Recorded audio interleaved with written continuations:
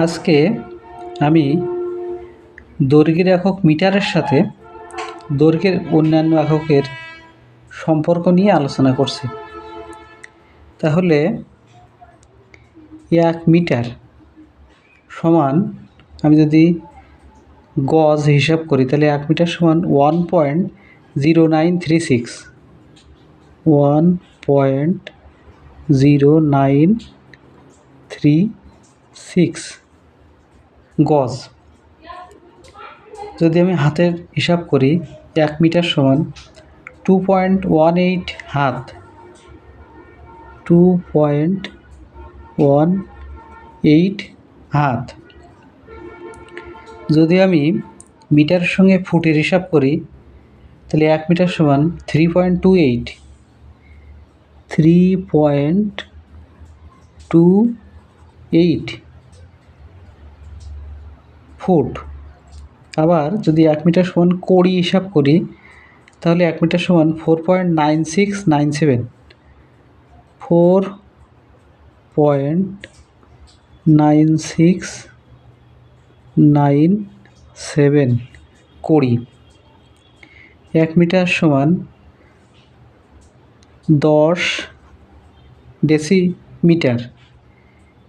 1 metre সমান 39.37 ইঞ্চি। 1 metre সমান 100 centimetre. 1 metre সমান 1000 মিলিমিটার। তো এরপরে আমরা আসি 1 মিটার সমান কত ডেকামিটার। 1 মিটার সমান 0.1 ডেকামিটার। 0.1 ডেকামিটার অর্থাৎ 1 মিটার সমান 1/10 ডেকামিটার। এবার হেক্টোমিটার। 1 মিটার সমান 0.01 অর্থাৎ 1 মিটার সমান 1/100 হেক্টোমিটার। এরপরে আমরা আসি কিলোমিটারের হিসাবটা। 1 মিটার সমান 0.001 কিলোমিটার অর্থাৎ 1 মিটার সমান 1/1000 কিলোমিটার। এরপরে আমি আসি ফারলং। 1 মিটার সমান 0.004971056 ফারলং। তো এরপরে আমরা আসি মাইলে। তো 1 মিটার সমান 0.0062132 1 মাইল সমান। আবার যদি আমরা হিসাব করি নটিক্যাল মাইল তাহলে 1 মিটার সমান 0.000539956 নটিক্যাল মাইল। তো আমরা 1 মিটারের সঙ্গে অন্যান্য এককের হিসাবটা দেখলাম। তো এখানে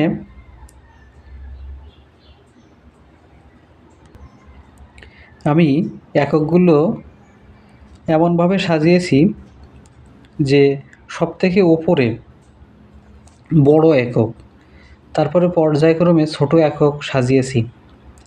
তো এই যে দৈর্ঘ্যের এককগুলোর ভিতরে নটিক্যাল মাইলটা সবথেকে বড় একক, তারপরে মাইল, তারপরে কিলোমিটার, ফারলং, হেক্টো, ডেকা, মিটার, গজ, হাত, ফুট, কড়ি, ডেসি, ইঞ্চি, সেন্টিমিটার এবং মিলিমিটার। তো আমরা সবথেকে বড় একক থেকে ছোট একক পর্যায়ক্রমে সাজিয়ে 1 মিটারের সঙ্গে অন্যান্য এককের সম্পর্ক দেখলাম। তো এই চার্টটা যদি মনে থাকে তাহলে শুধু মিটারের সাথে অন্য একক না, আমরা ডেকামিটারের সঙ্গে ফারলংয়ের বা ডেকার সঙ্গে হেক্টর এরকম এদের ভিতরের যে বিভিন্ন এককের একটা একক থেকে অন্য এককে যাইতে পারবো। তো আশা করি বিষয়টা ভালো করে দেখলে এবং বুঝলে আপনারা নিজেরাই এক একক থেকে অন্য এককে যেতে পারবেন। এখন আমরা দেখব একটা যে কোনো একক থেকে আরেকটা এককে কিভাবে আমরা আসতে পারি। যেমন আমরা যদি ফুটের থেকে ইঞ্চিতে আসি, তাহলে 1 ফুট সমান কত ইঞ্চি, এটা যদি আমরা হিসাব করি তাহলে এখানে লিখব ফুটের এখানে লেখা আছে 3.28 ফুট। যদি ইঞ্চিতে যাই তাহলে 39.37। তো এখন তাহলে 1 ফুট সমান 39.37 ভাগ 3.28, তার মানে পাওয়া যাবে 12 ইঞ্চি। তাহলে আমরা বুঝলাম 12 ইঞ্চি সমান 1 ফুট বা 1 ফুট সমান 12 ইঞ্চি। আমরা এইভাবে এর ভিতরে যে কোনো একক থেকে আরেকটা এককের সম্পর্ক বের করতে পারবো। তো আশা করি বিষয়টা বুঝতে পেরেছেন। এভাবে দৈর্ঘ্যের বিভিন্ন এককের ভিতরে সম্পর্কটা আপনারা বের করতে পারবেন। এতক্ষণ ভিডিওটি দেখার জন্য অনেক ধন্যবাদ।